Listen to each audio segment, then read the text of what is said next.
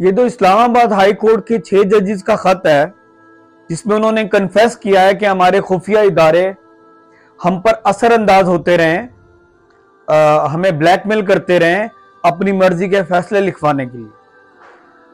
ये इतना बड़ा संगे मील साबित होगा हमारी डेमोक्रेसी में कि देखें, डॉक्टर तब तक आपकी बीमारी का इलाज नहीं कर सकता जब तक आपकी बीमारी की तशखीस नहीं होती। तो हमारी डेमोक्रेसी पिछले 75 सालों में जो दीमक चाट रही थी ना, तो अब तक लोगों में एक्सपोज नहीं हो रहे थे वो। अब तक 75 सालों में हम सिर्फ भुट्टो की पार्टी को गाली देते रहे, पीपी को, नून लीग को, बाकी पार्टियों को, बट ये सिर्फ चेहरे बदलते थे। पीछे बैकएंड पे जो चला रहे होते थे वो अब एक्सपोज हो गए। तो अब हमें पता लगा है हमारी डेमोक्रेसी की असल बीमारी यही खुफिया इदारे और यही जो पीछे बैकएंड पे चला रहे होते हैं। कभी खुल के सामने आ गए, मार्शल्ला लगा दिया, अगर मार्शल्ला नहीं लगाया तो बैकएंड पे यही थे जो वजीर आजमों को, हुकूमतों को कंट्रोल करते रहे। बहरहाल अब ये एक्सपोज हो गए। जब एक्सपोज हो गए, जब बीमारी की तशखीस हो गई, तो इंशाल्लाह अब हमारी डेमोक्रेसी हील भी हो जाएगी और राइट ट्रैक पे भी आ जाएगी। कुछ लोग जैसे मैंने तो पहले भी ये कहा कि हमारी पाकिस्तान की जो अदलिया है वो एक दलाली वाला काम करती है। वो सिर्फ एक तमाशा चल रहा होता है, उनको चिट लिख दी जाती है। क्योंकि देखें, जब भी हवाओं का रुख जहां पे हुआ, जुडिशरी के फैसले वहीं पे हुए। मैं एग्जांपल देता हूं आपको। अभी हसन और हुसैन की जमानत हुई है, अभी नवाज शरीफ के बच्चों की। वो नहीं आ रहे थे लंदन से, वो क्यों आ गए और क्यों आती उनकी जमानत हो गई? क्योंकि हवाओं का रुख इस टाइम मुस्लिम लीग नून के साथ है, तो उनको जमानतें भी मिल रही हैं। कल तक जब इमरान खान के साथ हवाओं का रुख था, तब क्यों नहीं उनको जमानतें मिल रही थी? और आज इमरान खान वगैरह को जमानतें क्यों नहीं मिल रही हैं? क्योंकि हवाओं का रुख उनके खिलाफ। तो हमारी जुडिशरी की बस इतनी औकात है कि जो खुफिया इदारे जहां लेके जाना चाहेंगे, इनकी मर्जी के फैसले लिखे जाते हैं। और अब इसी बात को 6 जजों ने कहा। अच्छा, मैं अक्सर समझता था कि हमारी जो खुफिया इंटेलिजेंस है वो दुनिया में नंबरून कैसे हो सकती है, उसने ऐसा कौन सा कारनामा सर अंजाम दिया। But now I am literally confess कि हमारी खुफिया जो इंटेलिजेंस है उसका मुकाबला ही नहीं है दुनिया में। क्यों? क्योंकि ये मोहल्ले वाली आंटी वाला काम भी करते हैं। भाई लगाई भुजाई, एक पार्टी से दूसरी पार्टी में गए, इनको आपस में लड़वाना, उसके वोट इधर करवाना, ये काम भी अच्छे से करते हैं। दूसरा, ये कैमरे भी बहुत अच्छे लगाते हैं। ये कैमरे अगर आपको इंस्टॉल करवाने हो किसी को ब्लैकमेलिंग के लिए, कहीं बेडरूम के नीचे कैमरे लगवाने हो, तो ये इसका काम भी बहुत अच्छा करते हैं।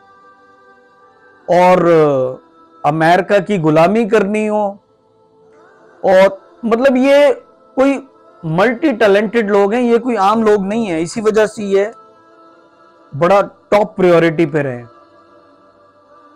तो बहरहाल इंशाल्लाह अब चीजें एक्सपोज हो रही हैं, लोगों को पता चल रहा है कि हुकूमतें जो करते रहे, असल में हुकूमतें सिर्फ वो फेस चेंज होते रहे।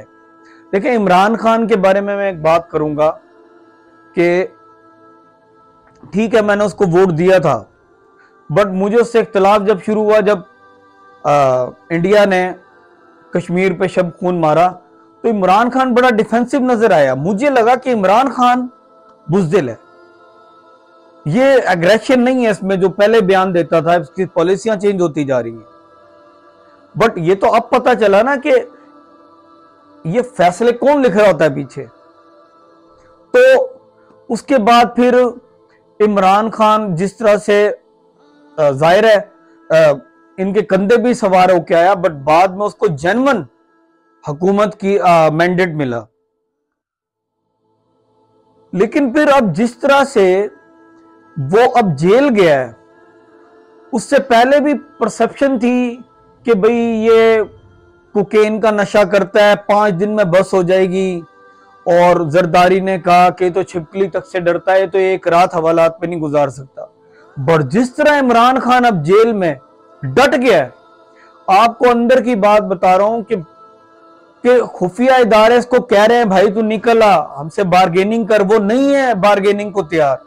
वो कह रहा है कि इसी चीज पे, इसी मेरे मौकुफ की तायद होगी, मेरे मौकुफ की तायद होगी, हमें पावर मिलेगी, हमारे मैंडेट को चुराया गया वो वापस मिलेगा तो बात हो सकेगी। उसने जेल को एक्सेप्ट कर लिया, मतलब इसके बाद मेरे दिल में उसके लिए बड़ी रिस्पेक्ट बन गई है। मतलब जो एक मिसपरसेप्शन थी कि ये बड़ा मम्मी डैडी और ये और वो, नहीं भाई वो बड़ा स्ट्रांग है। ये वो कप्तान है जिसने 20 साल कप्तानी करने के बाद वर्ल्ड कप जीता। झुंगे में वर्ल्ड कप नहीं जीता था इसने। तो कहने की बात है कि अब एक्सपोज हो गए लोग। और मैं आपको बताऊं, हमारी जो, देखें, जो घर में बदतमीज होता है ना, बदइखलाक होता है, वो बाहर वालों के साथ बहुत अच्छा होता है। और यही इदारा, हमारे इस इदारे का यही हाल है कि ये लोग भिगी बिल्ली बने में इंडिया और अमेरिका के आगे, बट शेर बने में पख्तूनों के आगे, अफगानिस्तान के आगे, ईरान के आगे। अमेरिका के सेक्रेटरी जनरल से परसों पूछा है एक सहाफी ने कि जी पाकिस्तान जो ईरान की बात कर रहा है गैस लेने की, हमारी अवाम का फायदा है ना, बट कौन है वो जिसकी वजह से इन्होंने मुआहदा रोका हुआ है?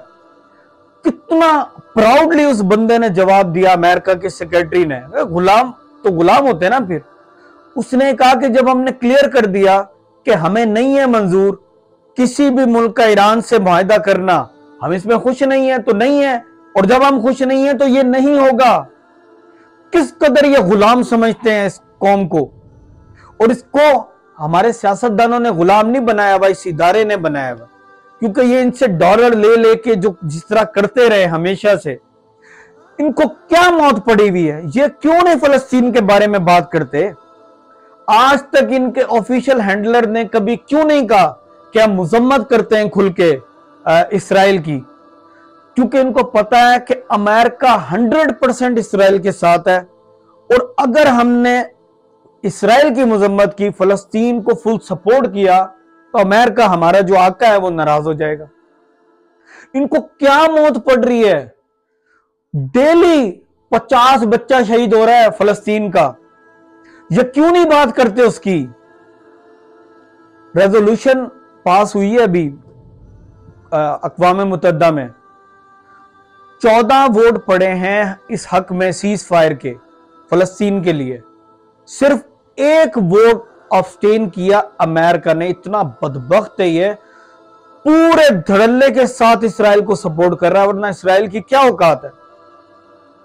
सारी दुनिया को पता है कि सिर्फ अमेरिका की पुष्पनाही पे इसराइल ये जुल्म कर रहा है, और उसी अमेरिका की गुलामी में लगी हुई है हमारी ये जो शहबाज शरीफ बयान देता है ना कि बेगर्स कांट बी चूजर, ये शहबाज शरीफ का बयानिया नहीं है भाई, इनको गालियां ना दिया करो, ये उनका बयानिया है। हाँ जी।